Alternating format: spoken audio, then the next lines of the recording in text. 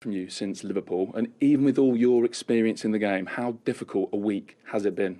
As I told you before, it was tough. We didn't expect what the last results in the Premier League, but I hope this time we change the page, and everyone knows his role in the team. There's not only the coach that many people point out, is the players as well. But I believe that something happened for a reason, and we have to be happy for this amazing afternoon. We win 3-0 in a away stadium, difficult against a difficult team, and we are so pleased for that and happy. How much credit does the coach deserve, Ole Gunnar Solskjaer, under that amount of pressure? I'm sure you read and heard some of it, all that criticism, all that scrutiny. Not only for the coach, for the club, for the players. It's normal. The club, it's so big, and the criticism is always there. But Does it bother you? Sorry? Does it bother you? For me, it's not bothering me because I play 18 years football, so I know that one day is perfect and another day we are crap. I know that, and we have to deal with that. But it's always better when the people praise you and they are happy with you when you win. But sometimes the life is like that. Sometimes we have to pass through bad moments, and we have to change, and we changed today. Thank you for coming out. Well done. Thank you very much.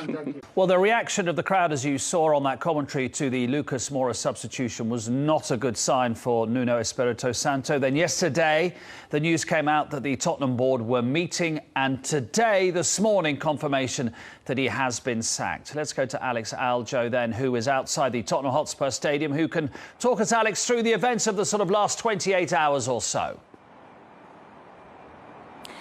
Yes, Mark, after 4 months and 17 games in charge in all competitions, Nuno Espirito Santo and Tottenham Hotspur have parted ways. I think it was inevitable after that defeat on Saturday. The atmosphere here at the Tottenham Hotspur Stadium was so hostile. There were fans actually turning round to the journalists in the press box asking, when is Nuno going to be sacked? They started well. They started the season well, winning the first 3 league games, but it's been a gradual decline since then. There's been a lack of creativity. There's an unbelievable stat, actually. They haven't had a shot on target in their last 2 hours and 16 minutes of football, which is unbelievable, really, when you think the likes of Son Heung-min and Harry Kane are on the pitch. World-class players underperforming. As you mentioned, Mark, there were emergency talks yesterday at the training ground with Daniel Levy and Fabio Paratici.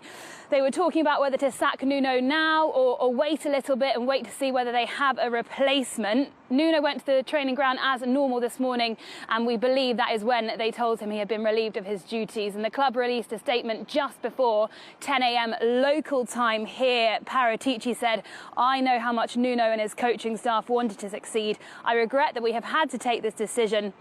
Nuno's a true gentleman and will always be welcome here.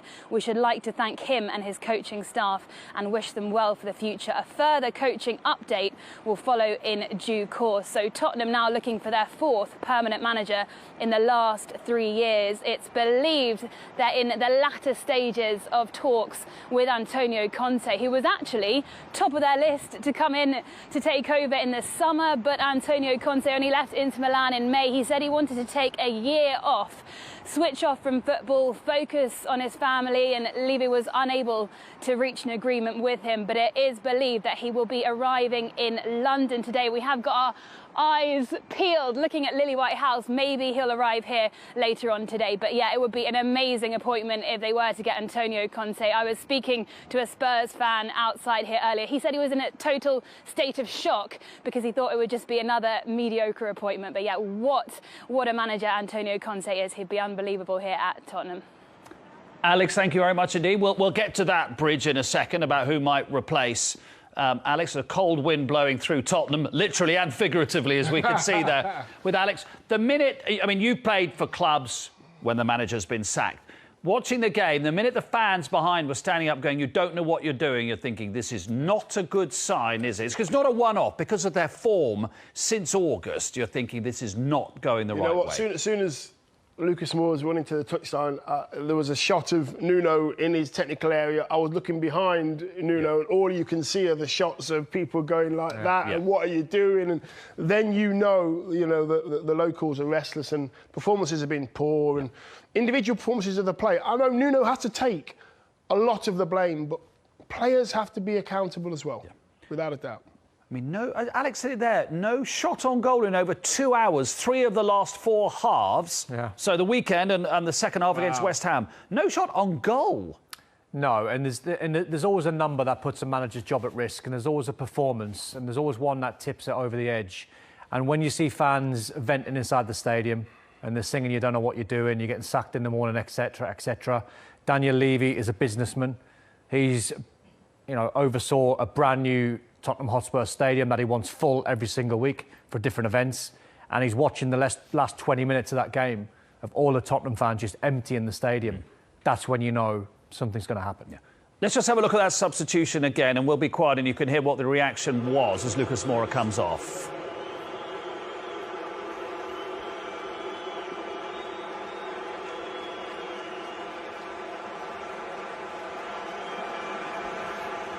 Because when they appointed him, and let's be blunt, he was about 7th choice. Yeah. I mean, he really genuinely was. Antonio Conte, first choice, who may well be now. Then you had Brendan Rodgers, the Ajax manager, wasn't it? Yeah. You had Gattuso, Fonseca, absolutely. Yeah. So when he was appointed, Daniel Levy said, we want somebody, and we're confident we've got somebody who's going to play in the Tottenham way, the attacking Tottenham way, which was not the way he played at Wolves, was it? Well, forget that. Paratici's a sporting director who likes defensive football. That's what Paratici likes. That's what he's built his model on. So the fit going for Nuno, I could understand because Nuno is quite a defensive manager. But the fit going into Tottenham is not the right fit. It's like when Mourinho went there. Yeah. You knew it was going to end in tears because the styles just don't match up.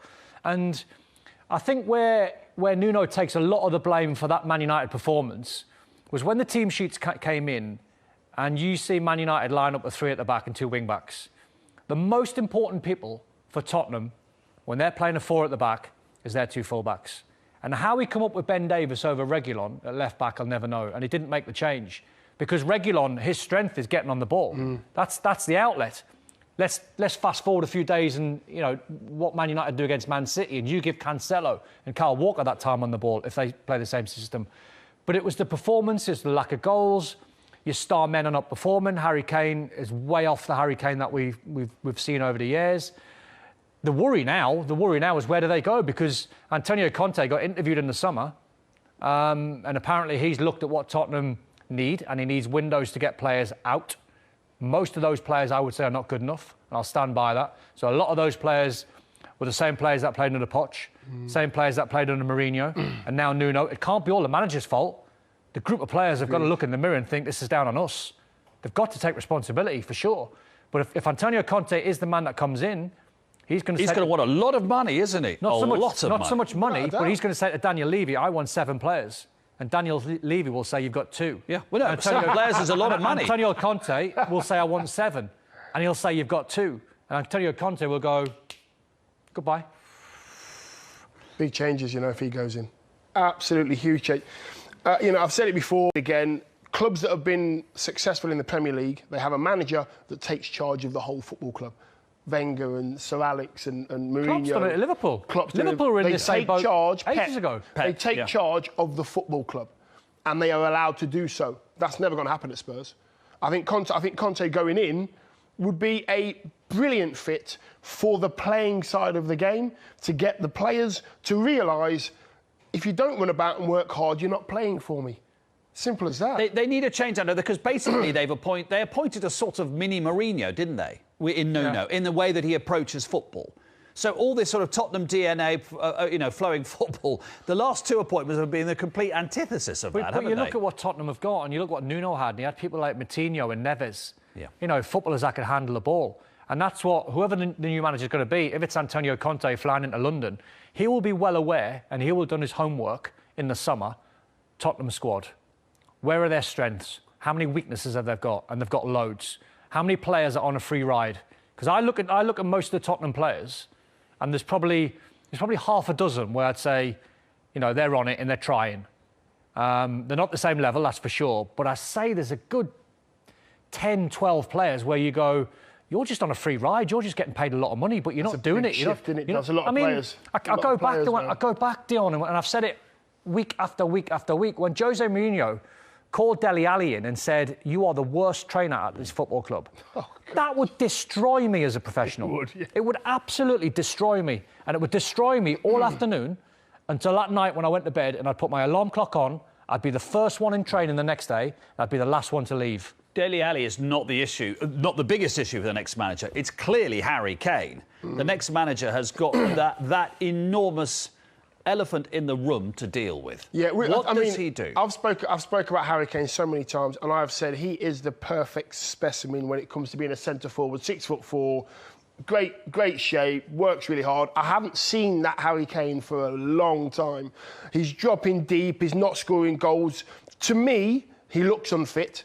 He looks unhappy. He looks unfit? Yes, he looks unfit to me. His body language isn't great. Yeah. Not just him, but I'm looking at Harry Kane because I think he's the best in the world. Million miles off it. Son hasn't been the same. The whole of that Spurs side don't have a leader. See, I would disagree with you. Look at those stats of Harry Kane. I would disagree with you, Mark, on Harry Kane and Son, because those are the two players you get back. If you're a manager, you get them. Of course, you get them back on side. You get them back on side. Does Harry Kane want to be back on side? That's the question. But then, if he's not, you get him out the door and you ship him off in January. That's what I mean. It's the 1st of November today. But 2 months today, he could be going somewhere else. Those two are not the problem. Though Harry Kane and Son, they're not the problem. Højbjerg, they're not the problem. It's the squad that they've got. It's the culture at the football club. It's wrong. The players are coming in and they're... You know, the stories I've heard about Ndombele parking in the chief executive spot every single day because he's late every single day for training. There's no discipline at the football club. If you're Antonio Conte, if he is the favourite, he obviously is the favourite, why would you go to Tottenham when there could be a job at Manchester United, potentially? Yeah, that could be a brilliant power play from Antonio Conte. You think when Ronaldo was going to go to Man City and then Man United hijacked it, he could be coming into Tottenham for an interview. And all of a sudden, he might be forced in Man United's hand. But you know, on the other hand, if you look at Spurs as a football club, it's huge. You know, the stadium is huge. The potential at that football club is massive. You know, packed out every single home game. I'm not sure. Does Antonio Conte do potential? He wants now. I know, listen, but he's not going to get now, is he? He's not going to get now because they're not going to give him the Conte. That's what I'm saying. That's why would he... Would the argument be, if you're Conte's advisors, you're not going to get now with Tottenham. You might get it in 3 years' time. But he's all about the now. He knows there's a Manchester derby playing this weekend, Antonio Conte. And he knows in 6 days' time... You're so devious. No, I'm not. Dion, it's what they're thinking. Why seriously, on a serious note, when you look at Spurs' squad, why seriously, apart from a wage packet, when Antonio Conte doesn't need a wage packet, why would he take Tottenham? That's what I'm asking. Yeah, why would he not hang on potentially for another half of the It's a 3 or 4 year project. Yeah. And Harry Kane will be 31, 32 by then. Yeah.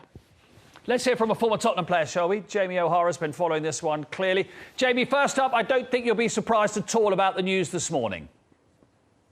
No, I'm not surprised. I mean, look, the performance against Manchester United was abysmal. You know, no intensity, no passion, lack of ideas. I mean, you have hit it the nail on the head, really, with what you're saying about the whole situation. And you know, I think it's a bit harsh to say that Antonio Conte is using Spurs as sort of leverage to get to Manchester United. I think, you know, I have to disagree with that. I think Spurs is still a huge football club, a brilliant stadium. You know, the training facilities are amazing in London. And, you know, we are owned by a billionaire. So I think it's got to the point now where Daniel Levy's looked at it. He tried the cheap option with Nuno. It hasn't worked out. The reaction from the players wasn't good. The training, they were moaning about the training. So you need to get someone in who's going to make a statement. And I think that is Antonio Conte. Hopefully, they can get it done. Jamie, he's tried to make a statement before Daniel Levy, of course, with Jose Mourinho, which worked for a bit, didn't it, this time last year? Yeah. Tottenham were top, and then obviously we all know what happened after that. It hasn't worked with Nuno, who was a sort of less good version, if you like, of Mourinho. So it's incumbent upon Daniel Levy now really to get this right, because Daniel Levy, was getting stick as much as Nuno was over the weekend. Absolutely right. I mean, Daniel Levy's got to take a lot of heat for this because he's the man in charge. He's the guy who's got put this squad together, the manager, and bring the whole club together. And he's got it wrong. He's got it totally wrong with Nuno. It become a fiasco in the summer. Inspiration signing with Nuno in the end to bring him in. They should have just been patient. Ryan Mason was actually doing an okay job. I think they went out and tried to get Conte, didn't happen, wasn't interested, and now the pressure's built. He's seen that this team isn't playing well with Nuno.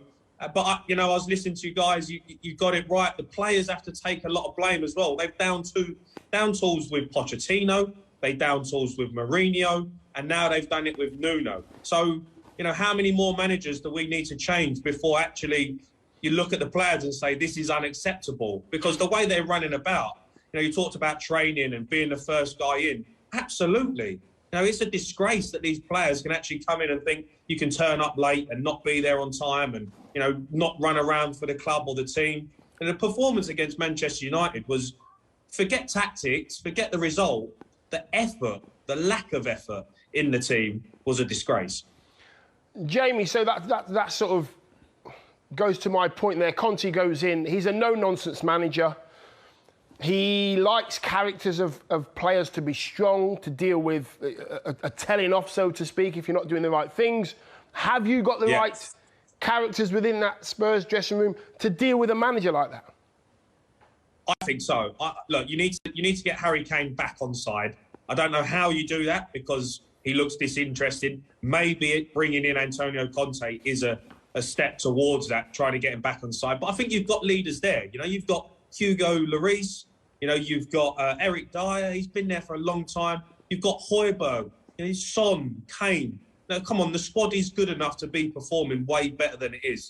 He's not coming in to take over Newcastle where you need to change 8-9 players. Don't say that to Don. Don't say that to Don. He won't be happy. Don't mention Newcastle with Don. Don't ruin the dream.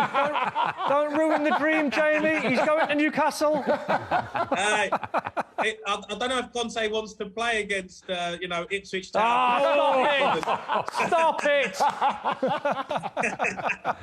Brilliant, Jamie. Thanks for your time. We appreciate it. I know you'll carry on talking more about this as well throughout the week. Thank you very much indeed. To Jamie O'Hara. The amazing thing is football's full of great stories and sliding doors moments. If Tottenham had won 3-0, we might be talking about Ole Gunnar Solskjaer right now. So he should say something about Manchester United. Yes. Change their tactics. Yeah. And then the first goal made on the playing field to Portugal. Incredible finish. Really amazing timing from both players. Lovely little wedge in there.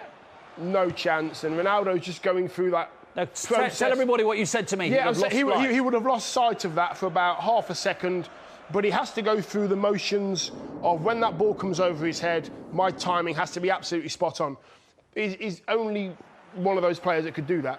What a finish this is. I love the way Ronaldo sees the pass, but then he falls off balance and he's nearly fallen down, but then still produces the weighted pass to Cavani. And I'll stand by, when you're picking a Man United side, you start Cavani every single time. Yep. If he's fit, because he's contagious, he's got energy, he's got passion. You see when he scores a goal how much it means to him. This, by the end, Marcus Rashford, a lovely little finish, but this didn't even flatter Man United, this scoreline. Could have been 4 or 5. It was just far too easy. It's too easy, that, isn't it? To be honest, Mark, though, it's a movie that I've seen before, and I've not met anyone before this game who didn't predict a Man United win. Everyone thought it was going to be a Man United win. Now, playing 3 at the back, I would imagine, is not going to be long-term for Ollie. It's a short-term fix, because why would you then switch to 3 at the back if you're going to play that every single week and you've amassed 6 or 7 number 10s in your squad that you're just going to now discard? And the front 2 at the top end of the pitch there, age combined was 70. Yeah, so that's me and Chris. That's me and Chris, 70. Yeah. Oh, yes. Tottenham have won 5 and lost 5. They've actually won, a good number of games. But look how few goals they've scored. Look at their goal difference. And, of course, the first 3 games of the season, they won 1-0 sketchily. They played very well against Man City, to be fair. They could have been 3 down and half an hour. But they got battered against Wolves, and they beat them when Wolves should have beat them 5. Yeah. So the Palace result after that was coming. It's just the style of football. Jamie's talking about, passion and effort and commitment, and that's the bare minimum. Yeah. When you play for a club the size of Tottenham, you've got to be running around and putting a shift in. Yeah. And that's what I say about the culture. The culture at that club, they're not doing it. So let's have a look at the fixtures for whoever's in charge. This week there's Europa League Vitesse, then Goodison this weekend, then an international break. So obviously, it's not bad, it could well be that they wait till the international break. Well, that's not bad. What, the fixtures? Yeah. No, home to Leeds, and then another game in the Europa Conference, and they go to Turf Moor. Yeah, no, it's a very good run of fixtures for a new manager. Absolutely. Yeah. Which Absolutely. is maybe where Nuno's really frustrated, because he was thinking if we could get through the Man United game, actually I might be into slightly calmer water. And but it wasn't. But the problem was the football was. You said it. The wasn't football the Man was United never game alone, was it? conducive, was it? No, to what it just wasn't working. He was playing the wrong brand of football. Players wasn't buying into it. They went their separate ways in regards to training ground. It didn't work. There was just no real plan. At least when Jose was in at Tottenham, I was talking to Clive Allen last night, and he was obviously watching Tottenham every single week like we do, and he said at least when Jose was there. In training, their game plan was: do not give it to anyone in midfield. Bang it into Harry Kane as quick as possible. We'll get Son, we'll get Moura, we'll get runners, and we'll play there. So that was Jose's plan. And we'll defend well. We'll get in front and defend well. Fine, if that's your plan. Yep. But then Nuno goes in there, and he goes with Oliver Skipp and Højbjerg in midfield, two players that don't really want the ball. Then you got Son and Moura and Kane all out of form. You got fullbacks like Ben Davies, who shouldn't have been playing when Reguilon should have played. It's all just like, what's your plan? So it just seemed inevitable. It's amazing to think, we've said it before, it's only 2.5 years since they're in a Champions League final, and now here they are. Crazy, isn't it? Amazing how quickly it is. Which means actually it can change quickly the other way as well. We can't just say you just fall off the top quickly. No, but that's when they should have strengthened. Yeah, that's when we always say, if you're standing still in football, you're going backwards. Yeah, but there was get to a Champions League final, you've got to go, right, let's kick on. Yes, because people will be interested, because we're playing Champions League football regularly now. Yeah. People will want to come. But he went into a football club which was potentially going to be amazing, but the dressing room wasn't right. And Harry Kane was in, he was out, he just went into a bad dressing room. The feeling wasn't right. Is the skipper staying? Shall I say the centre forward, the best in the world? Is he staying? Went through a whole year, remember, when they didn't spend a penny. And all the chat was about Harry Kane. It's all about, do you want to stay or do you want to go? If I was in the dressing room and I know Harry Kane wants to go, I don't want to play with him. I want him to go. Really? Yeah, 100%. And everything you've seen in the first 3 months of the season means that even more, doesn't it? Even as good as you are, I've played with some of the best. I was very lucky. If they say to the manager of the football club, I don't want to be here, I want to go to Man City, I want to go to Man City, then I don't want to play with that player. Listen, good luck, get out, you're a bad egg at the moment, these players want to stay here. You want to go. And do you think that's still having an impact on the squad? I don't know. In the back of some players' minds, they'll know that Harry Kane wants to go. They'll know that. How do you bring him into the winning mentality of Spurs if you want to go and play for someone else? It's hard. Well, that's the first job of the new manager, because he failed to do it quite clearly. Conte liked him. Conte tried to take him to Chelsea a few years back. So his first port of call will be, I'm getting Harry Kane back on side. If he takes the job, he'll be the first one he calls. The most important one. But he's got to get his head right, because you fast forward a few weeks, the window's going to be open again. Sure. So what sort of state of mind is Harry in? What's Harry Kane worth now? He's not worth 125. Well, certainly not worth 150 million. Not worth 125 million. 2.5 years left on his contract. Playing like this, what's he worth? Takes him to 31. You can have me and Don for $1 million. Cash. Yeah, cash. Cash. Cash only. OK, well, it's going to be interesting to see what happens. Yeah. Do you sense... Would your money be on Conte? No. No? I wouldn't. No. Listen, I could be proved wrong, and I hope for Tottenham fans they get him, because he's the best. Yeah. He's the best out there. Wow. I just see Antonio Conte looking at that squad and the conversation he's going to have. I need 7 players. Daniel Levy's not going to give him 7 He's not players. going to Newcastle, by the way. Just before, he's not going to Newcastle. You never know, D. You never know. I was interested that Jamie thought Ipswich were going to get promoted there.